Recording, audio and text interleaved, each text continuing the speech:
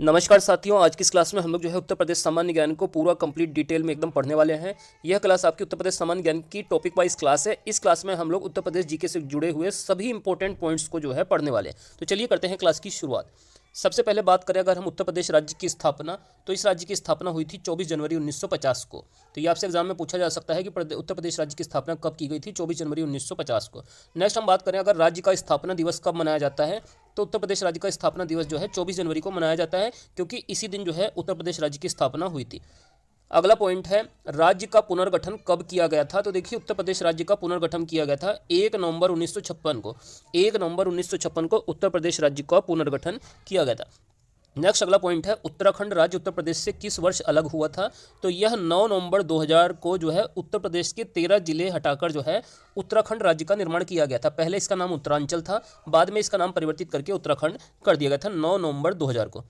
अब हम लोग थोड़ा सा उत्तर प्रदेश इतिहास को भी समझ लेते हैं कि इसका नाम परिवर्तन किस प्रकार से हुआ। तो देखिए सबसे पहले बात करें अगर 1836 से, तो इस प्रदेश का नाम हुआ करता था उत्तर पश्चिम प्रांत। बाद में इसको 1877 में जो है उत्तर पश्चिमी प्रांत आगरा एवं अवध कर दिया गया था। और 1902 से उत्तर प्रदेश का नाम हो गया था आगरा एवं अवध का संयुक्त प्रांत। इसको भी आपको याद रखना है। इसके बाद 1937 में इस प्रदेश का नाम हो गया था संयुक्त प्रांत, जिसको हम लोग यूनाइटेड प्रोविंस के नाम से जानते हैं 1937 से। ये वाला पॉइंट आपके एग्जाम के लिए मोस्ट इंपॉर्टेंट हो जाता है। और फाइनली जो है संयुक्त प्रांत से इसका नाम बदलकर उत्तर प्रदेश जो है 24 जनवरी 1950 को कर दिया गया था। तो मूलतः इस राज्य की स्थापना 24 जनवरी 1950 को उत्तर प्रदेश नाम से हुई थी। तो देखिए ये तो हमने उत्तर प्रदेश राज्य के नाम में परिवर्तन देखा। इसी प्रकार अब हम लोग उत्तर प्रदेश की राजधानी को भी समझेंगे, किस प्रकार इसकी राजधानी भी परिवर्तित हुई है। तो देखिए उत्तर प्रदेश की राजधानी का क्रम याद करने की ट्रिक है आइला। इसको आ से आप आगरा याद कर लेंगे, ई से इलाहाबाद और ला से लखनऊ। तो आइला इसकी ट्रिक है। आगरा उत्तर प्रदेश की राजधानी बनाई गई थी 1836 में। इलाहाबाद इसकी राजधानी बनी थी 1858 में। और 1921 से आंशिक रूप से लखनऊ को राजधानी बनाया गया था इलाहाबाद से हटाकर। और 1935 में जो है पूर्ण रूप से उत्तर प्रदेश की राजधानी जो है लखनऊ स्थानांतरित कर दी गई थी। चलिए आइए अब कुछ और इंपॉर्टेंट पॉइंट्स हैं, हम लोग उनको भी जो है देख लेते हैं। देखिए अब हम सबसे पहले बात करते हैं उत्तर प्रदेश के राज्य की चिन्ह की। उत्तर प्रदेश का राज्य की चिन्ह क्या क्या है। तो देखिए सबसे पहले बात करें यहाँ पे राज्य की राजधानी। तो ये हमने आपको पीछे ऊपर बता दिया है कि राज्य की राजधानी लखनऊ है, जो कि 1935 से उत्तर प्रदेश राज्य की राजधानी बनी हुई है। इसके अलावा अगर यहाँ के राजकीय वृक्ष की बात पूछी जाए, तो यहाँ का राजकीय वृक्ष है अशोक। अशोक उत्तर प्रदेश का राजकीय वृक्ष हो जाता है। और यहाँ का जो राजकीय पुष्प है इसका नाम है पलास, और इसको जो है टेंसू के नाम से भी जाना जाता है। और यह 2011 से जो है उत्तर प्रदेश का राजकीय पुष्प है। ये भी चीज़ आपसे पूछा जा सकता है एग्जाम में कि कब इसको जो है उत्तर प्रदेश का राजकीय पुष्प बनाया गया था पलास या टेंसू को, 2011 में। नेक्स्ट हम बात करें यहाँ के राजकीय पशु की, तो बारहसिंगा जो है प्रदेश का राजकीय पशु बनाया गया है। उत्तर प्रदेश का राजकीय पक्षी क्या है, तो यह भी एग्जाम में पूछा जा सकता है सारस, जिसको क्रोंच भी कहा जाता है। यह उत्तर प्रदेश राज्य का आपको राजकीय पक्षी देखने के लिए मिलता है। यहाँ के राजकीय खेल की अगर हम बात करें, उत्तर प्रदेश का राजकीय खेल हो जाता है फील्ड हॉकी, या जिसको हम लोग हॉकी खेल कहते हैं। यह जो है यहाँ का राजकीय खेल हो जाता है। अगर उत्तर प्रदेश की राजकीय भाषा की बात की जाए, तो यहाँ पर दो राजकीय भाषाएं हैं। पहली जो है राजकीय भाषा हिंदी है, और दूसरी राजकीय भाषा उर्दू है। हिंदी को अगर पूछा जाए राजकीय भाषा कब बनाया गया उत्तर प्रदेश राज्य के द्वारा, तो यह 1947 को जो है राजकीय भाषा घोषित हुई थी। और उर्दू को जो है 1989 में जो है द्वितीय राजकीय भाषा का दर्जा दिया गया था उत्तर प्रदेश सरकार के द्वारा।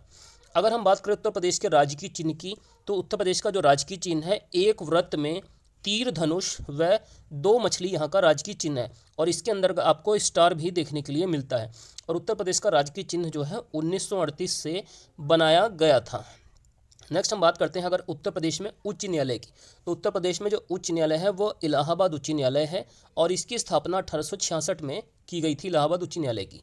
अगर हम बात करें प्रदेश में कुल जिले कितने हैं, तो उत्तर प्रदेश के अंदर 75 जिले हैं। और यह जो है भारत के अंदर सर्वाधिक जिलों वाला राज्य भी है। अगर यहाँ पर उत्तर प्रदेश में कुल मंडलों की बात की जाए, तो प्रदेश के अंदर टोटल 18 मंडल आपको देखने के लिए मिल जाते हैं।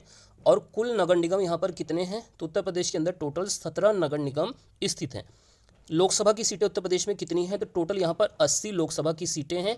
इसी प्रकार राज्यसभा की सीटें भी यहाँ पर 31 हैं। और यह सर्वाधिक लोकसभा और सर्वाधिक राज्यसभा की सीटों वाला राज्य है। नेक्स्ट हम बात करें अगर उत्तर प्रदेश की, तो उत्तर प्रदेश के अंदर विधानसभा की टोटल सीटें 404 हैं, जिसमें से 403 सीटें जो है निर्वाचित होती हैं और एक सीट जो है आंग्ल भारतीय के लिए रिजर्व की गई है। इसी प्रकार यहाँ पर विधान परिषद की टोटल सीटें जो हैं 100 हैं। तो ये सभी संख्याएं आपसे एग्जाम में पूछी जा सकती हैं। चलिए आइए अब हम लोग जो है इसमें आगे कुछ और इंपॉर्टेंट टॉपिक्स हैं उनका भी रिवीजन कर लेते हैं। अब देखिए सबसे पहले हम लोग जो है उत्तर प्रदेश का जो है भौतिक परिचय समझ लेते हैं। तो उत्तर प्रदेश का अगर आपसे कुल क्षेत्रफल पूछा जाए तो 2,40,928 वर्ग किलोमीटर यहाँ का कुल क्षेत्रफल हो जाता है और यह क्षेत्रफल भारत के कुल क्षेत्रफल का 7.33% है। क्षेत्रफल की दृष्टि से हम अगर उत्तर प्रदेश के स्थान की बात करें तो यह उत्तर प्रदेश जो है क्षेत्रफल की दृष्टि से चौथे स्थान पर आता है। पहला स्थान क्षेत्रफल की दृष्टि से राजस्थान राज्य का है, दूसरे नंबर पे मध्य प्रदेश और तीसरा स्थान इसमें महाराष्ट्र राज्य का आता है और फिर इसके बाद चौथे नंबर पे उत्तर प्रदेश राज्य का क्षेत्रफल में स्थान आता है और यह पूरे भारत के क्षेत्रफल का 7.33% क्षेत्रफल कवर करता है। अगर हम बात करें उत्तर प्रदेश राज्य के अंदर तो यहाँ पर क्षेत्रफल में सबसे बड़ा जिला अगर आपसे एग्जाम में पूछा जाए तो इस जिले का नाम है लखीमपुर खीरी जिला। यह जिला यहाँ पर क्षेत्रफल में सबसे बड़ा जिला है जिसका कुल क्षेत्रफल 7680 किलोमीटर स्क्वायर है। इसी प्रकार अगर क्षेत्रफल में सबसे छोटे जिले की बात करें तो यह जिला हापुड़ जिला है और इसको संत रविदास नगर के नाम से भी जाना जाता है। यहाँ का कुल क्षेत्रफल आपको 660 किलोमीटर स्क्वायर देखने के लिए मिल जाता है। तो प्रदेश का सबसे छोटा जिला हापुड़ है और सबसे बड़ा जिला हो जाता है लखीमपुर खीरी। दोनों पॉइंट एग्जाम के लिए मोस्ट इंपॉर्टेंट। अब हम लोग बात करते हैं उत्तर प्रदेश की जनसंख्या की। तो देखिए उत्तर प्रदेश की अगर हम टोटल जनसंख्या की बात करें तो उत्तर प्रदेश की जो कुल जनसंख्या है वो 19,98,12,341 करोड़ है। इसको हम लगभग में 19.98 करोड़ भी कह सकते हैं और यह इसकी जो जनसंख्या है यह 2011 में जब जनगणना हुई थी उसके अनुसार ये जो है उत्तर प्रदेश की आबादी टोटल है 19,98,12,341 करोड़ और यह जो है भारत की कुल जनसंख्या का 16.5% जो है आबादी उत्तर प्रदेश में निवास करती है। अगर हम बात करें उत्तर प्रदेश का जनसंख्या की दृष्टि से कौन सा स्थान आता है तो यह जो है प्रथम स्थान पर है जनसंख्या की दृष्टि से उत्तर प्रदेश राज्य। बात करें अगर उत्तर प्रदेश राज्य के अंदर तो यहाँ पर जनसंख्या की दृष्टि से सबसे बड़ा जो आपको जिला देखने के लिए मिलता है वो जिला है प्रयागराज, जिसको पहले इलाहाबाद नाम से भी जाना जाता था। यह यहाँ पर क्षेत्रफल की दृष्टि से सबसे बड़ा जिला हो जाता है और सबसे छोटा जिला जो जनसंख्या में, माफ़ कीजिएगा, ये जनसंख्या में जो है सबसे बड़ा जिला है प्रयागराज और जनसंख्या में सबसे छोटा जिला हो जाता है महोबा जिला। महोबा जो है पान उद्योग के लिए उत्तर प्रदेश में काफ़ी अधिक फेमस है और यह जो है यहाँ पर जनसंख्या में सबसे छोटा जिला है। आइए अब हम लोग थोड़ा सा उत्तर प्रदेश की अक्षांशीय व देशांतरीय स्थिति को भी समझ लेते हैं। तो उत्तर प्रदेश की अक्षांशीय स्थिति अगर आपसे पूछी जाए कितनी है तो यह 23 डिग्री 52 मिनट से लेकर 30 डिग्री 28 मिनट तक यह उत्तर प्रदेश फैला हुआ है। इसी प्रकार इसकी देशांतरीय स्थिति जो है 77 डिग्री 3 मिनट से लेकर 84 डिग्री 39 मिनट के मध्य में जो है यह देशांतरीय स्थिति पर स्थित है। अगर हम बात करें उत्तर प्रदेश के पूर्व से पश्चिम की लंबाई कितनी है तो देखिए उत्तर प्रदेश जो है पूर्व से पश्चिम में इसका विस्तार अधिक है और यह जो है 650 किलोमीटर है। 650 किलोमीटर इसकी पूर्व से पश्चिम की लंबाई है। इसी प्रकार उत्तर से दक्षिण की लंबाई उत्तर प्रदेश राज्य की जो है 240 किलोमीटर है। दोनों ही पॉइंट आपके एग्जाम के लिए इंपॉर्टेंट हो जाते हैं।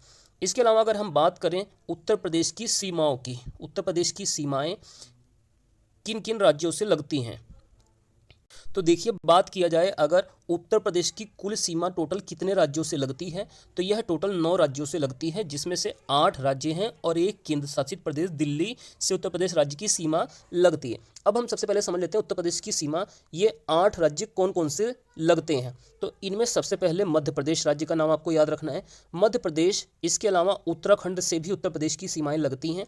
बिहार राज्य भी उत्तर प्रदेश के साथ सीमा बनाता है। बिहार के साथ में झारखंड भी उत्तर प्रदेश के साथ सीमा अपनी साझा करता है। इसके अलावा छत्तीसगढ़ राज्य की सीमा भी उत्तर प्रदेश से लगती है। इसके अलावा हिमाचल प्रदेश, हरियाणा और राजस्थान, ये तीनों राज्य भी उत्तर प्रदेश के साथ अपनी सीमाएं साझा करते हैं।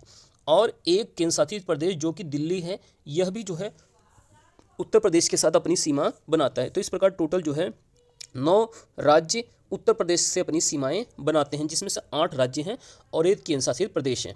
अगर हम बात करें उत्तर प्रदेश की सर्वाधिक सीमा जो है यह जो है किस राज्य से लगती है तो उत्तर प्रदेश की सबसे अधिक सीमा आपको देखने के लिए मिलेगी मध्य प्रदेश राज्य से लगती हुई।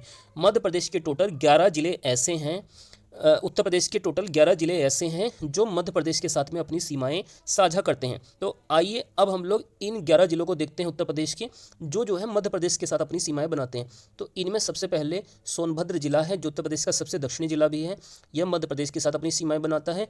मिर्ज़ापुर, प्रयागराज जिला, यह भी मध्य प्रदेश के साथ सीमा बनाता है। इसके अलावा चित्रकूट, बांदा जिला, महोबा, झांसी, ललितपुर जिला, जालौन, इटावा और आगरा, ये सभी 11 के 11 जिले जो हैं मध्य प्रदेश के साथ लगे हुए हैं।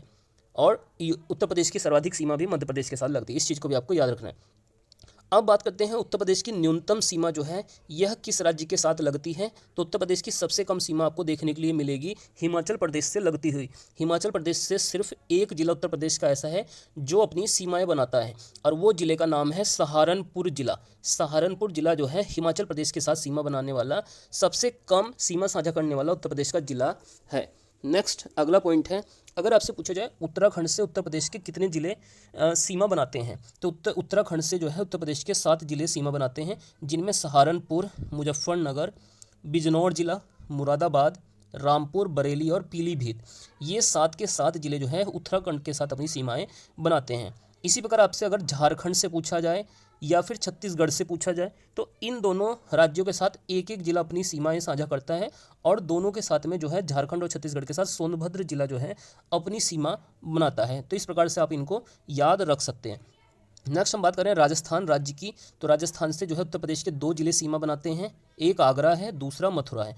आगरा और मथुरा राजस्थान के साथ सीमा बनाते हैं। नेक्स्ट हम बात करें बिहार राज्य की, तो बिहार से भी उत्तर प्रदेश के 7 जिले लगते हैं, जिनमें महाराजगंज है, कुशीनगर है, देवरिया जिला है, बलिया जिला है, गाजीपुर है, चंदौली और सोनभद्र, ये 7 के 7 जिले जो है बिहार के साथ में अपनी सीमाएं साझा करते हैं। इसके अलावा अगर आपसे पूछा जाए हरियाणा राज्य के साथ उत्तर प्रदेश के कितने जिले लगे हुए हैं, तो यह 6 जिलों के साथ हरियाणा राज्य भी सीमा बनाता है उत्तर प्रदेश के, जिनमें मथुरा, अलीगढ़, गौतम बुद्ध नगर, बागपत, शामली और सहारनपुर, ये 6 जिले जो है हरियाणा के साथ सीमा बनाते हैं। इसी प्रकार अगर आपसे उत्तराखंड से पूछा जाए उत्तर प्रदेश के कितने जिले लगे हुए हैं, तो उत्तराखंड से उत्तर प्रदेश के टोटल 7 जिले अपनी सीमाएं साझा करते हैं। तो ये 7 जिले कौन से हैं उत्तर प्रदेश के? सहारनपुर, मुजफ्फरनगर, बिजनौर, मुरादाबाद, रामपुर, बरेली और पीलीभीत, ये 7 के 7 जिले जो हैं उत्तराखंड के साथ में अपनी सीमाएं साझा करते हैं। तो इस चीज़ को भी आपको याद रखना है। देखिए ये हमने जो है उत्तराखंड वाला ये हमने ऊपर भी पढ़ लिया है, तो ये हमारा यहाँ पे रिवीजन हो गया है दोबारा से जो है, इसको आप लोग याद रख लेंगे। नेक्स्ट हम बात करें अगर नेपाल के साथ में, तो नेपाल के साथ में भी उत्तर प्रदेश के 7 जिले साझा करते हैं, और उत्तर प्रदेश की एकमात्र जो अंतर्राष्ट्रीय सीमा लगती है देश से वो है नेपाल देश। अब ये देखिए 7 जिले कौन से हो जाते हैं, ये आपके एग्जाम के लिए मोस्ट इंपॉर्टेंट हो जाता है। लखीमपुर खीरी है, पीलीभीत जिला है, बहराइच जिला है, श्रावस्ती है, बलरामपुर है, महाराजगंज है और सिद्धार्थनगर है। ये 7 के 7 जिले जो हैं नेपाल के साथ में अपनी सीमाएं बनाते हैं। चलिए आइए अब हम लोग जो है कुछ और इंपॉर्टेंट पॉइंट्स हैं उनको भी देख लेते हैं।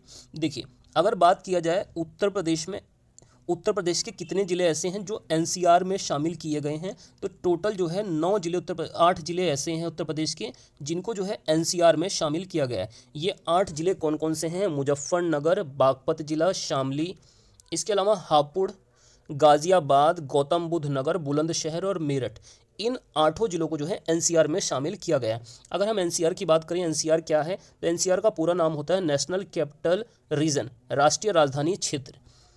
ये राष्ट्रीय राजधानी क्षेत्र कब घोषित हुआ था? तो देखिए 69वें संविधान संशोधन जो कि 1991-92 में हुआ था, इसके द्वारा दिल्ली को राष्ट्रीय राजधानी क्षेत्र का दर्जा दिया गया था। इस चीज़ को भी आपको याद रखना है। अगर हम बात करें एनसीआर की, तो एनसीआर के अंदर जो है उत्तर प्रदेश के तो 8 जिले आते हैं, लेकिन यहाँ से अगर आपको राजस्थान के पूछे जाएँ कितने जिले एनसीआर में शामिल हैं, 2 जिले, और हरियाणा से पूछे जाए एनसीआर में कितने जिले शामिल हैं, तो हरियाणा के जो है टोटल 14 जिले एनसीआर के अंतर्गत आते हैं। नेक्स्ट हमारा अगला जो टॉपिक है इसके अंदर वो है नदियों के किनारे बसे उत्तर प्रदेश के प्रमुख शहर। तो देखिए नदियों के किनारे जो उत्तर प्रदेश के प्रमुख शहर बसे हुए हैं, इनमें सबसे पहले हम बात करते हैं गंगा नदी के तट पर कौन कौन से शहर स्थित हैं। तो देखिए वाराणसी शहर, बिजनौर, गाजीपुर, इसके अलावा काला काकड़ जो कि प्रतापगढ़ में स्थित है, नरौरा बुलंदशहर में स्थित है, मिर्ज़ापुर, बिट्ठूर और हस्तिनापुर, यह सभी शहर जो है गंगा नदी के तट पर स्थित हैं।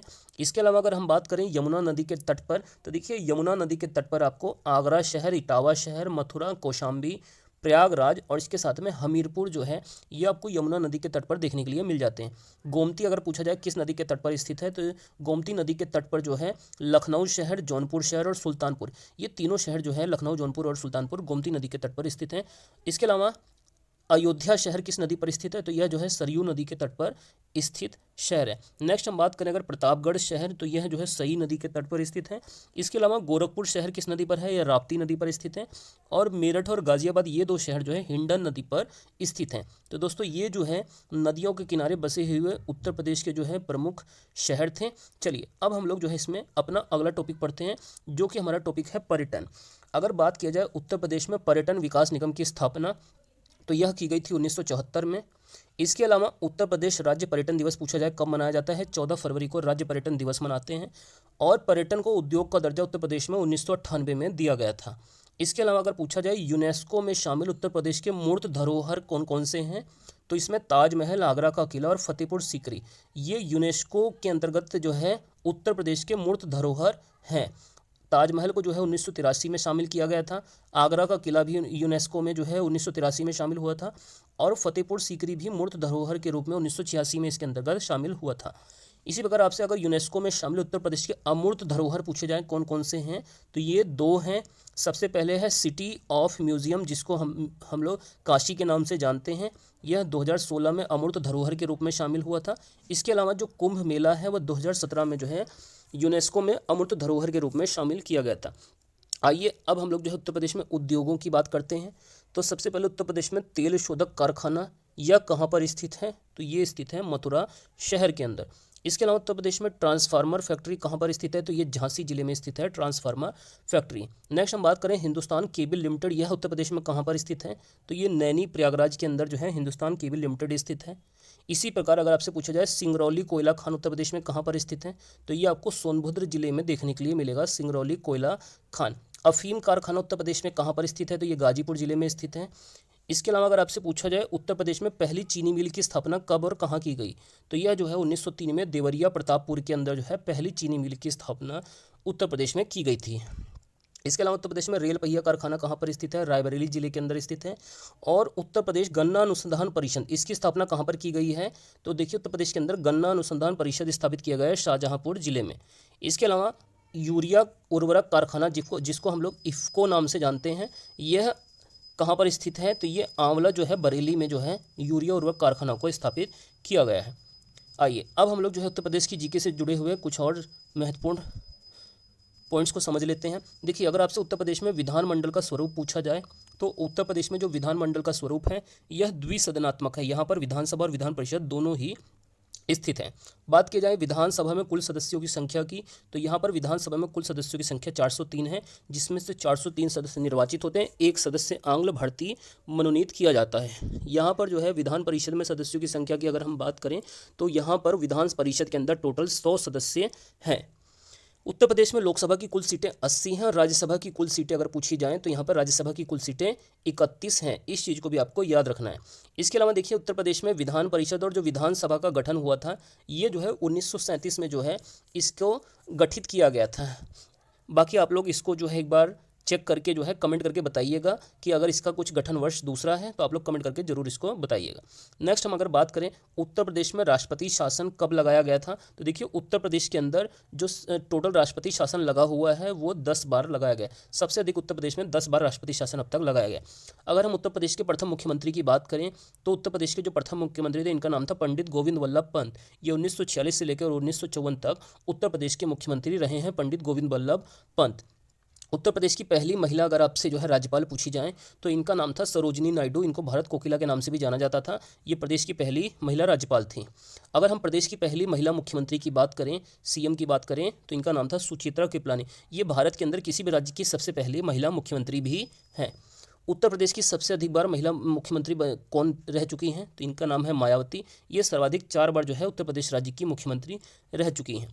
इसके अलावा अगर आपसे पूछा जाए प्रथम विधान परिषद के सभापति उत्तर प्रदेश में कौन थे, तो इनका नाम था श्री चंद्र भान। श्री चंद्र भान उत्तर प्रदेश विधान परिषद के प्रथम सभापति थे। अगर उत्तर प्रदेश विधान सभा के प्रथम अध्यक्ष पूछे जाएं कौन थे, तो इनका नाम था पुरुषोत्तम दास टंडन। पुरुषोत्तम दास टंडन उत्तर प्रदेश विधानसभा के प्रथम अध्यक्ष थे, जबकि प्रथम विधान परिषद के सभापति थे श्री चंद्र भान। यहाँ पर एक क्वेश्चन आप लोग और याद कर सकते हैं कि अगर आपसे पूछा जाए उत्तर प्रदेश में प्रथम लोकायुक्त कौन थे, तो इनका नाम था विशंभर दयाल। विशंभर दयाल जो है उत्तर प्रदेश में प्रथम लोकायुक्त थे। इस चीज़ को भी आपको याद कर सकते हैं। तो देखिए उत्तर प्रदेश में कुल जिले 75 हमने पढ़ चुके हैं पहले भी। मंडलों की संख्या यहाँ पर 18 है और नगर निगम है 17 और 17वां नगर निगम है उत्तर प्रदेश का शाहजहांपुर। इसके अलावा अगर आपसे पूछा जाए पंचायत का चुनाव लड़ने के लिए न्यूनतम आयु कितनी होती है तो वह 21 वर्ष होती है। और उत्तर प्रदेश की पंचायतों में महिलाओं को कितने प्रतिशत का आरक्षण दिया गया है तो यह 33% का आरक्षण दिया है। और यहाँ पे पंचायत का जो स्तर आपको देखने के लिए मिलता है वो त्रिस्तरीय पंचायती राज आपको देखने के लिए मिलता है। नेक्स्ट बात करते हैं, अगर हम उत्तर प्रदेश की मुख्य नकदी फसल पूछी जाए कौन सी है तो यहाँ की मुख्य नकदी फसल आपको देखने के लिए मिल जाती है गन्ना। इसके अलावा अगर हम बात करें उत्तर प्रदेश से जुड़े हुए कुछ और इंपॉर्टेंट पॉइंट्स की तो देखिए उत्तर प्रदेश में कांग्रेस के टोटल 9 अधिवेशन हुए थे। आइए एक एक करके हम इन अधिवेशनों को देख लेते हैं। तो उत्तर प्रदेश में जो कांग्रेस का पहला अधिवेशन हुआ था वह प्रयागराज में हुआ था 1888 में और इसकी अध्यक्षता जो है जॉर्ज यूले ने की थी और यह प्रथम अंग्रेज अध्यक्ष भी थे जिन्होंने कांग्रेस की अध्यक्षता की थी। इसके अलावा प्रयागराज के अंदर दूसरा अधिवेशन भी होता है 1892 में और व्योमेश चंद्र बनर्जी ने इसकी अध्यक्षता की थी। कांग्रेस का जो तीसरा अधिवेशन उत्तर प्रदेश में होता है वो लखनऊ शहर में होता है 1899 में और रमेश चंद्र दत्त इस अधिवेशन की अध्यक्षता करते हैं। कांग्रेस का चौथा अधिवेशन उत्तर प्रदेश में बनारस शहर में होता है 1905 में और गोपाल कृष्ण गोखले के द्वारा इस अधिवेशन की अध्यक्षता की जाती है। इसके अलावा प्रयागराज में उत्तर प्रदेश में जो है कांग्रेस का 5वां अधिवेशन होता है 1910 में और इस अधिवेशन की अध्यक्षता सर विलियम वेडरबर्न ने की थी। लखनऊ में कांग्रेस का छठा अधिवेशन हुआ 1916 में। अंबिका चरण मजूमदार इस अधिवेशन की अध्यक्षता करते हैं। नेक्स्ट हम बात करें 7वां अधिवेशन कानपुर में जाकर होता है 1925 में और सरोजिनी नायडू इसकी अध्यक्षता करती हैं और यह प्रथम महिला अध्यक्ष भी बन जाती हैं भारतीय राष्ट्रीय कांग्रेस की। इसके अलावा 8वां अधिवेशन लखनऊ शहर में हुआ 1936 में। जवाहरलाल नेहरू ने इस अधिवेशन की अध्यक्षता की थी और अंतिम अधिवेशन जो कांग्रेस का होता है उत्तर प्रदेश में वह मेरठ में होता है 1946 में और इस अधिवेशन की अध्यक्षता की थी JB कृपलानी ने और यह आज़ादी से पहले कांग्रेस की अध्यक्षता करने वाले जो है अध्यक्ष भी बन जाते हैं। तो यहाँ से देखिए कि इंपॉर्टेंट फैक्ट ये निकल कर आता है कि उत्तर प्रदेश में कांग्रेस के पहले तो टोटल 9 अधिवेशन हुए हैं जिनमें से आपको जो है 3 अधिवेशन तो आपको प्रयागराज शहर में देखने के लिए मिलते हैं। इसके अलावा 3 अधिवेशन इसके जो है लखनऊ में हुए थे, एक अधिवेशन कानपुर में, एक अधिवेशन बनारस और एक अधिवेशन आपको मेरठ में देखने के लिए मिला था। इस प्रकार टोटल 9 अधिवेशन उत्तर प्रदेश में हुए थे। आइए अब हम उत्तर प्रदेश में स्थित प्रमुख जो पर्यटन सर्किट हैं उनको भी एक बार नज़र देख लेते हैं। एक नज़र सबसे पहले बात करें उत्तर प्रदेश में रामायण सर्किट की तो यह जो है अयोध्या, चित्रकूट और बिठूर तक जो है यह इन 3 जिलों में फैला हुआ है। नेक्स्ट हम बात करें कृष्ण सर्किट की तो यह मथुरा, वृंदावन, नंदगांव, गोवर्धन और बरसाना तक यह जो है फैला हुआ है। इसी प्रकार बौद्ध सर्किट की बात करें कपिलवस्तु, सारनाथ, वाराणसी, श्रावस्ती, रामनगर और कौशाम्बी तक यह जो है फैला हुआ है। और लास्ट में है स्वतंत्रता संग्राम सर्किट, यह मेरठ, शाहजहांपुर, महुआ, डाबर, बावनी, इमली तक यह जो है फैला हुआ है स्वतंत्रता संग्राम सर्किट। आइए अब इसके बाद हम लोग जो है कुछ और इंपॉर्टेंट पॉइंट्स देख लेते हैं उत्तर प्रदेश जीके से जुड़े हुए। अगर आपसे पूछा जाए नॉलेज पार्क और नाइट सफारी पार्क ये उत्तर प्रदेश में कहाँ पर स्थित है तो ये जो है ग्रेटर नोएडा में स्थित है। इसके अलावा उत्तर प्रदेश राज्य ललित कला अकादमी कहाँ पर स्थित है तो ये लखनऊ में स्थित है उत्तर प्रदेश राज्य ललित कला अकादमी और इसकी स्थापना 1962 में हुई थी। Diesel locomotive works Uttar Pradesh में कहाँ पर स्थित है तो ये भी वाराणसी शहर में स्थित है डीजल लोकोमोटिव वर्क्स। और कृत्रिम अंग निर्माण केंद्र उत्तर प्रदेश में कहाँ पर स्थित है तो देखिए कृत्रिम अंग निर्माण का केंद्र उत्तर प्रदेश में कानपुर शहर में बनाया गया। इसके अलावा केंद्रीय ग्लास व सिरेमिक अनुसंधान संस्थान ये उत्तर प्रदेश में कहाँ पर स्थित है तो ये खुर्जा बुलंदशहर के अंदर स्थित है। नेक्स्ट हम बात करें भारत इलेक्ट्रॉनिक्स लिमिटेड ये उत्तर प्रदेश में कहाँ पर है तो ये गाजियाबाद में आपको देखने के लिए मिल जाता है। इसी प्रकार भारत की पहली पैरा बैडमिंटन अकादमी यह कहाँ पर खोली गई है तो भारत की पहली पैरा बैडमिंटन अकादमी उत्तर प्रदेश की राजधानी लखनऊ में खोली गई है। नेक्स्ट राष्ट्रीय हिंदी संग्रहालय यह कहाँ पर स्थित है तो यह आपको आगरा में देखने के लिए मिल जाता है राष्ट्रीय हिंदी संग्रहालय। आचार्य नरेंद्र देव स्मृति पार्क उत्तर प्रदेश में कहाँ पर स्थित है तो ये सीतापुर जिले में स्थित है। नेक्स्ट हम बात करें वन्य जीवों का DNA बैंक उत्तर प्रदेश में कहाँ पर बनाया गया है बरेली के अंदर बनाया गया है वन्य जीवों का DNA बैंक। उत्तर प्रदेश में प्लेटिनम खनिज का उत्पादन कहाँ पर किया जाता है तो यह जो है ललितपुर जिले में जो है प्लेटिनम खनिज का उत्पादन होता है। चाइना क्ले उत्तर प्रदेश में कहाँ से प्राप्त किया जाता है तो सोनभद्र जिला जो उत्तर प्रदेश का सबसे दक्षिणी जिला है वहाँ से चाइना क्ले प्राप्त होता है। और इमारती पत्थर हम लोग उत्तर प्रदेश में मिर्जापुर जिले से प्राप्त करते हैं। सेफाइड की प्राप्ति उत्तर प्रदेश में कहाँ पर होती है हमीरपुर से होती है और फायर क्ले की प्राप्ति जो है मिर्जापुर जिले से उत्तर प्रदेश में की जाती है। आइए अब एक बार हम लोग जो है उत्तर प्रदेश के जो प्रमुख हड़प्पा स्थल हैं इनको भी जो है समझ लेते हैं। तो सबसे पहले बात करें आलमगीरपुर तो यह जो है मेरठ में स्थित है और हिंडन नदी के तट पर यह जो है नगर स्थित है और यह सबसे पूर्वी हड़प्पा स्थल भी था। इसके अलावा मांडी गांव यह मुजफ्फरनगर जिले में स्थित है, यह भी एक हड़प्पा स्थल था। कैराना जो कि शामली जिले में उत्तर प्रदेश में स्थित है, यह भी एक हड़प्पा स्थल जो उत्तर प्रदेश में स्थित है। इसके अलावा मानपुर बुलंदशहर में यह भी प्रमुख हड़प्पा स्थल था, और बड़ा गांव जो कि बागपत जिले में पड़ता है, यह भी उत्तर प्रदेश में पाए जाने वाला एक हड़प्पा स्थल था। इसके अलावा अब हम लोग जो है उत्तर प्रदेश की प्रमुख झीलों का जो है समझ लेते हैं। यहाँ से भी आपको एग्जाम में क्वेश्चन देखने के लिए मिल सकता है। तो एक तरफ झीलें या ताल लिखा गया है, दूसरी तरफ उनका जिला या शहर लिखा गया है। रामगढ़ व चिलुआ ताल यह जो उत्तर प्रदेश में कहाँ पर स्थित है, तो रामगढ़ ताल आपको देखने के लिए मिल जाती है गोरखपुर जिले के अंदर। इसके अलावा बखीरा झील आपको संत कबीर नगर में देखने के लिए मिलती है। करेला या इटौजा झील आपको लखनऊ शहर में मिलेगा। इसके अलावा नवाबगंज या कुंद्रा समुद्र झील यह आपको जो है उन्नाव जिले में नवाबगंज आपको झील देखने के लिए मिल जाती है। नेक्स्ट हम बात करें, अगर आपसे पूछा जाए बड़ा ताल गोखुर झील कहाँ पर स्थित है, तो ये शाहजहांपुर में पाई जाती है। और पयाग झील कहाँ पर स्थित है, तो ये बहराइच जिले में जो है पयाग झील स्थित है। नेक्स्ट हम पार्वती व अर्गाताल झील की बात करें तो ये आपको गोंडा जिले में देखने के लिए मिल जाती है उत्तर प्रदेश में। इसके अलावा जिरगो व सिरसी जलाशय और टांडा डर्टी ताल ये आपको मिर्जापुर जिले में देखने के लिए मिल जाती है। नेक्स्ट हम बात करें भूगे ताल व विसैथा ताल, ये जो है रायबरेली जिले में पाई जाती है। इसके अलावा लिलौर झील ये बरेली में स्थित है। सुराहा ताल ये बहुत फेमस झील है उत्तर प्रदेश में, तो सुराहा ताल भी आपको जो है बलिया जिले में देखने के लिए मिल जाती है। नेक्स्ट हम बात करें मोती व गौड़ झील ये रामपुर जिले में पाई जाती है, और शुक्रा ताल ये मुजफ्फरनगर में स्थित है। इसके अलावा अगर हम बात करें औधी ताल झील तो ये जो है वाराणसी में आपको देखने के लिए मिल जाती है। इसके अलावा देखिए यहाँ पे कुछ और इंपॉर्टेंट झील्स लिखे गए हैं, इनको भी हम लोग एक बार समझ लेते हैं। देखिए सबसे पहले बात करें गोविंद वल्लभ पंत सागर झील जो कि एक कृत्रिम झील है, ये सोनभद्र जिले में पाई जाती है। रामताल झील कहाँ पर है, मेरठ में है। सागर ताल झील ये आपको बदायूं जिले में देखने के लिए मिल जाती है।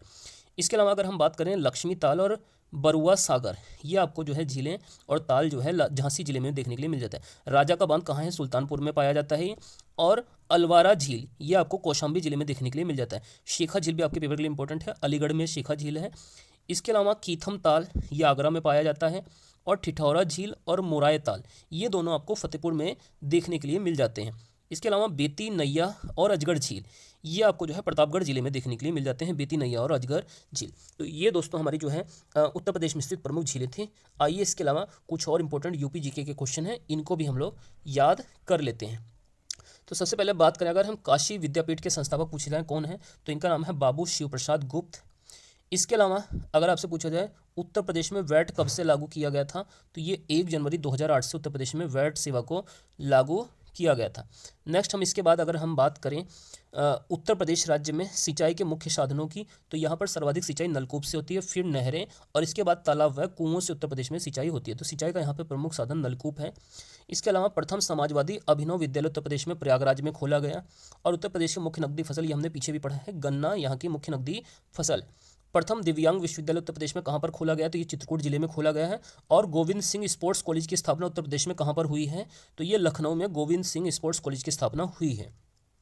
उत्तर प्रदेश का सबसे पुराना विश्वविद्यालय पूछा जाए इलाहाबाद विश्वविद्यालय है, जिसकी स्थापना 23 सितंबर 1887 को की गई थी। भारतीय दलहन अनुसंधान संस्थान उत्तर प्रदेश में कहाँ पर स्थित है, ये भी काफ़ी इंपॉर्टेंट क्वेश्चन है। तो ये स्थित है कानपुर शहर में भारतीय दलहन अनुसंधान संस्थान। कन्हैया लाल माणिक लाल केंद्रीय हिंदी संस्थान उत्तर प्रदेश में आगरा जिले में स्थित है, ये भी वेरी वेरी इंपॉर्टेंट क्वेश्चन है। इसके अलावा देखिए उत्तर प्रदेश का नाम परिवर्तन ये हमने पीछे अपनी क्लास में पढ़ लिया है, तो इसको आपको दोबारा से पढ़ने की कोई ज़रूरत नहीं है। नेक्स्ट हम बात करते हैं राष्ट्रीय कथक संस्थान उत्तर प्रदेश में कहाँ पर स्थित है, तो ये जो है लखनऊ में आपको देखने के लिए मिल जाता है राष्ट्रीय कथक संस्थान। मोतीलाल नेहरू बाल संग्रहालय कहाँ पर स्थित है, तो ये जो है लखनऊ शहर में यह भी स्थित है, नवाबों का शहर भी कहा जाता है ये। इसके अलावा जैन एवं बौद्ध दोनों धर्मों का प्रसिद्ध तीर्थस्थल कौन सा जिला है, तो ये कौशाम्बी जिला है। जैन एवं बौद्ध दोनों धर्मों का प्रसिद्ध तीर्थस्थल, ये काफ़ी इंपॉर्टेंट क्वेश्चन है। नेक्स्ट हम बात करें भारत कला भवन उत्तर प्रदेश में कहाँ पर स्थित है, ये भी इंपॉर्टेंट क्वेश्चन है। वाराणसी शहर में भारत कला भवन स्थित है। इसके अलावा परीक्षा बांध किस नदी पर स्थित है उत्तर प्रदेश में, तो ये बेतवा नदी पर स्थित है परीक्षा बांध। इसके अलावा परहिया जनजाति उत्तर प्रदेश में कहाँ पर निवास करती है, तो ये सोनभद्र जिले में परहिया जनजाति निवास करती है। तो यहाँ तक उत्तर प्रदेश जीके के कुछ मोस्ट इंपॉर्टेंट क्वेश्चन थे। आइए अब हम लोग जो है उत्तर प्रदेश की जनगणना भी समझ लेते हैं। जो 2011 में जनगणना के आंकड़े आए थे उसका क्या जो है उससे क्या क्या आंकड़े हमको मिले हुए हैं। तो सबसे पहले थोड़ा सा हम जनगणना का इतिहास समझ लेते हैं। भारत की जो प्रथम जनगणना हुई थी 1872 में हुई थी लॉर्ड मेयो के समय में। इसके अलावा भारत में जो नियमित जनगणना की शुरुआत हुई थी, जिसको हम दशकी जनगणना कहते हैं, 1881 में लॉर्ड रिपन के शासनकाल में इसको शुरू किया गया था। 2011 की जो जनगणना थी भारत की, तो 15वीं जनगणना थी, और स्वतंत्र भारत की ये जो है 7वीं जनगणना थी भारत के इतिहास की। इसके अलावा 2011 में जो उत्तर प्रदेश की कुल जनसंख्या की अगर बात करें, तो ये हमने पीछे पढ़ा है 19,98,12,341 करोड़। और ये भारत की कुल जनसंख्या का 16.5% या 16.51% था। अगर यहाँ पर बात करें पुरुषों की जनसंख्या कितनी है 2011 की जनगणना में, तो 10,44,80,510 करोड़, और यह प्रतिशत में जो है 52.29% है। और यहाँ पर महिला जनसंख्या कितनी है 9,53,31,831 करोड़, और इसको प्रतिशत में अगर हम देखें तो यह 47.71% प्रतिशत में इसकी मान है। अगर हम बात करें ग्रामीण जनसंख्या का प्रतिशत उत्तर प्रदेश में, तो यह 77.73 है, अर्थात अधिकांश जो है जनसंख्या उत्तर प्रदेश की ग्रामीण है। और शहरी जनसंख्या के प्रतिशत की बात करें तो यह 22.27% शहरी जनसंख्या का प्रतिशत है उत्तर प्रदेश राज्य के अंदर। सर्वाधिक नगरीय जनसंख्या यह कहाँ पर स्थित है, ये गाजियाबाद में स्थित है। सर्वाधिक नगरीय जनसंख्या, न्यूनतम नगरीय जनसंख्या उत्तर प्रदेश में कहाँ पर पाई जाती है, तो ये आपको श्रावस्ती जिले के अंदर देखने के लिए मिल जाती है, सबसे कम नगरीय जनसंख्या। इसके अलावा सर्वाधिक ग्रामीण जनसंख्या ये आपको कहाँ पर मिलेगी, प्रयागराज में, यहाँ पर सबसे ज़्यादा ग्रामीण जनसंख्या देखने के लिए मिल जाती है। और सबसे कम न्यूनतम ग्रामीण जनसंख्या निवास करती है गौतम बुद्ध नगर में। काफ़ी इंपॉर्टेंट पॉइंट हैं ये एग्जाम के पॉइंट ऑफ व्यू से। अगर हम बात करें प्रदेश की दशकी वृद्धि दर की, तो उत्तर प्रदेश की जो दशकी वृद्धि दर रही है 2001 से लेकर 2011 तक, वह 20.23% रही है। और उत्तर प्रदेश की वार्षिक वृद्धि दर तो यह 1.85% रही है। अगर पूछा जाए सर्वाधिक दशकी वृद्धि दर किस जिले की रही है, गौतम बुद्ध नगर की रही है। फिर इसमें गाजियाबाद और श्रावस्ती जिले का स्थान दूसरा और तीसरा हो जाता है। और न्यूनतम दशकी वृद्धि दर रही है कानपुर नगर की, यहाँ पर सबसे कम दशकी वृद्धि दर देखने के लिए मिली है। और इसके बाद फिर हमीरपुर और फिर बागपत जिले का स्थान आता है। अगर हम बात करें जनसंख्या में सबसे बड़ा जिला उत्तर प्रदेश का, तो ये प्रयागराज है, दूसरा सबसे बड़ा जिला मुरादाबाद, और फिर इसमें गाजियाबाद तीसरा सबसे बड़ा जिला हो जाता है। और अगर हम न्यूनतम जनसंख्या के मामले में बात करें तो महोबा जिले की जनसंख्या उत्तर प्रदेश में सबसे कम है, और चित्रकूट इसके बाद दूसरे स्थान पर आता है, और हमीरपुर इसमें तीसरे स्थान पर जो है जनसंख्या के मामले में सबसे कम में आ जाता है। तो महोबा और प्रयागराज ये सबसे अधिक और सबसे कम जो है जनसंख्या वाले जिले हैं, आपको इनका नाम याद रखना है। अगर हम बात करें जनसंख्या घनत्व की उत्तर प्रदेश में, तो उत्तर प्रदेश का जनसंख्या घनत्व हो जाता है 829 व्यक्ति प्रति वर्ग किलोमीटर। मतलब क्या हुआ, एक वर्ग किलोमीटर में यहाँ पर 829 व्यक्ति निवास करते हैं। 2001 से 2011 में जनसंख्या घनत्व में कितने की वृद्धि हुई है उत्तर प्रदेश में, तो 139 व्यक्ति प्रति वर्ग किलोमीटर, इतनी वृद्धि आपको देखने के लिए मिल जाती है। सर्वाधिक जनसंख्या घनत्व वाले जिलों की बात करें तो सबसे ज़्यादा जनसंख्या घनत्व गाजियाबाद जिले में है, फिर इसमें वाराणसी, और इसके बाद जो है लखनऊ जिले का नाम आता है। और अगर हम बात करें न्यूनतम जनसंख्या घनत्व वाला जिला, तो सबसे कम जनसंख्या घनत्व आपको ललितपुर जिले में देखने के लिए मिल जाता है, फिर सोनभद्र और फिर हमीरपुर जिला, ये इसके बाद में आ जाते हैं। अब हम लोग बात करते हैं उत्तर प्रदेश की साक्षरता दर। तो यहाँ पर साक्षरता दर जो कुल है वो 67.72% आपको यहाँ पर टोटल लिटरेसी रेट साक्षरता दर देखने के लिए मिल जाती है, जिसमें से पुरुषों की साक्षरता दर जो है 77.30% है, और महिलाओं की साक्षरता दर आपको 57.20% आपको देखने के लिए मिल जाती है। अगर हम 2001 से 2011 में साक्षरता दर में औसत वृद्धि की बात करें तो यह 11.36% की औसत वृद्धि दर्ज की गई थी, जबकि पुरुष व महिला की साक्षरता दर में अंतर कितना है, तो यह 20.10% जो है यह पुरुष एवं महिलाओं की साक्षरता दर में अंतर है। सर्वाधिक साक्षर जिला उत्तर प्रदेश का गौतम बुद्ध नगर है, इसके बाद फिर कानपुर नगर और फिर औरैया जिला इसमें आता है। और न्यूनतम साक्षरता दर आपको श्रावस्ती जिले में देखने के लिए मिल जाती है, इसके बाद फिर बहराइच और फिर बलरामपुर तीसरे स्थान पर न्यूनतम साक्षरता दर के मामले में आता है। इसके अलावा अगर हम बात करें उत्तर प्रदेश के लिंग अनुपात की, तो यहाँ का लिंग अनुपात 912 है, और 2001 से लेकर 2011 में औसत लिंग अनुपात में जो वृद्धि हुई थी उत्तर प्रदेश की वह 14 थी। इसके अलावा सर्वाधिक लिंग अनुपात आपको जौनपुर जिले में देखने के लिए मिल जाता है, 1024 यहाँ का लिंग अनुपात हो जाता है, फिर आजमगढ़ का 1019 है, और इसके बाद देवरिया जो है 1018 1019 जो है यहाँ पे आपको जो है लिंग अनुपात देखने के लिए मिल जाता है। फिर हम बात करें न्यूनतम लिंग अनुपात, तो ये आपको गौतम बुद्ध नगर में मिलेगा 851 देखने के लिए, फिर हमीरपुर और बागपत यहाँ पर 861 है। इसके अलावा कानपुर नगर, मथुरा एवं बादा यहाँ का जो है आपको लिंग अनुपात देखने के लिए मिल जाता है 863। तो ये जो है सबसे कम लिंग अनुपात वाले उत्तर प्रदेश के जो है जिले हैं। इसके अलावा शिशु लिंग अनुपात की बात करें तो उत्तर प्रदेश का शिशु लिंग अनुपात जो 0 से 6 वर्ष तक के बच्चों का होता है वह 902 है। 2001 में यह जो है 916 था। लेकिन अगर बात करें सर्वाधिक शिशु लिंग अनुपात, तो यह बलरामपुर जिले का है, और न्यूनतम शिशु लिंग अनुपात उत्तर प्रदेश में कहाँ पर है, तो ये बागपत जिले का जो है यहाँ पे लिंग अनुपात सबसे कम है और बलरामपुर का सबसे ज़्यादा है। अगर हम अनुसूचित जातियों की बात करें उत्तर प्रदेश में, तो यहाँ पर कुल जनसंख्या में अनुसूचित जाति का प्रतिशत 20.69% है, और सर्वाधिक अनुसूचित जाति सीतापुर में है, जबकि न्यूनतम अनुसूचित जाति उत्तर प्रदेश में बागपत जिले में निवास करती है। इसी प्रकार अगर हम अनुसूचित जनजाति की बात करें तो सर्वाधिक अनुसूचित जनजाति सोनभद्र जिले में है, और न्यूनतम अनुसूचित जनजाति आपको बागपत जिले में देखने के लिए मिल जाती है। इसके अलावा अनुसूचित जनजाति रहित जिले कौन कौन से हैं, तो अयोध्या व जालौन जो जिला है इसमें आपको जो है कोई भी अनुसूचित जनजाति देखने के लिए नहीं मिलती है। इसके अलावा अगर हम बात करें धार्मिक जनसंख्या की, तो उत्तर प्रदेश में हिंदुओं की संख्या 79.73% है और ये सर्वाधिक जो है धार्मिक जनसंख्या वाला जो है समुदाय है। इसके अलावा अगर हम बात करें मुस्लिम उत्तर प्रदेश में कितने प्रतिशत हैं, 19.26% है और दूसरी ये सर्वाधिक जनसंख्या वाला धार्मिक समुदाय है। फिर इसके बाद सिख आते हैं 0.32%, इसके बाद ईसाई 0.18%, फिर इसमें जैन का स्थान आता है 0.11% और फिर इसके बाद बौद्ध 0.10%, इसमें ये जो है बौद्ध का स्थान है। इसके बाद देखिए आइए अब कुछ और इंपॉर्टेंट जो है क्वेश्चंस हैं उत्तर प्रदेश की जीके से जुड़े हुए, इनको भी हम लोग याद कर लेते हैं। राष्ट्रीय कथक संस्थान लखनऊ में है, स्थापना 1988-89 में होती है। कला व शिल्प महाविद्यालय उत्तर प्रदेश में लखनऊ में है। जनजातीय एवं लोक कला संस्कृति संस्थान ये भी लखनऊ में है। भारतीय कला भवन वाराणसी में स्थापना हुई थी 1920 में। नेक्स्ट हम बात करें मध्य प्रदेश से 3 तरफ से घिरा उत्तर प्रदेश का जिला ललितपुर हो जाता है और उत्तर प्रदेश की सबसे छोटी सीमा हिमाचल प्रदेश से और ये सिर्फ सहारनपुर से लगती है। नेक्स्ट हम बात करें उत्तर प्रदेश में सर्वाधिक मानसूनी वर्षा दक्षिण पश्चिम मानसून से होती है। नेक्स्ट हम बात करें प्रमुख बांध और नदियों की, तो परीक्षा बांध बेतवा नदी पर है, माता टीला बांध भी बेतवा नदी पर है और राजघाट बांध भी बेतवा नदी पर है और सुकमा डुकमा बांध यह भी जो है बेतवा नदी पर स्थित बांध है। नेक्स्ट हम बात करें अगर कुछ शहरों के उपनाम की, तो निकिडा सिटी कहा जाता है कानपुर और उन्नाव के मध्य में स्थित है। ट्रोनिका सिटी गाजियाबाद को कहा जाता है और टॉय सिटी जो है ग्रेटर नोएडा को कहा जाता है उत्तर प्रदेश के अंदर। इसके अलावा उत्तर प्रदेश की सबसे पुरानी नहर पूर्वी यमुना नहर है और सबसे बड़ी नहर शारदा नहर है। इसके अलावा अगर आपसे पूछा जाए गोमती नदी गंगा से कहाँ पर मिलती है, तो ये गाजीपुर जिले में मिल जाती है। और आपसे पूछा जाए गंगा नदी उत्तर प्रदेश में कहाँ से प्रवेश करती है, तो इसको आप याद रखना है बिजनौर से जो है गंगा नदी उत्तर प्रदेश में प्रवेश करती है। नेक्स्ट हम बात करें अगर कुछ जनजातियों की, तो पहरिया, खैरवार और बैगा जनजाति ये सोनभद्र जिले में निवास करती है और सहरिया जनजाति उत्तर प्रदेश में ललितपुर में निवास करती है। अगर उद्योग और उनके केंद्र की बात करें तो लकड़ी के खिलौने उत्तर प्रदेश में वाराणसी में पाए जाते हैं। कागज़ का प्रमुख केंद्र सहारनपुर जिला है और प्लाईवुड के लिए नजीबाबाद उत्तर प्रदेश में प्रसिद्ध है।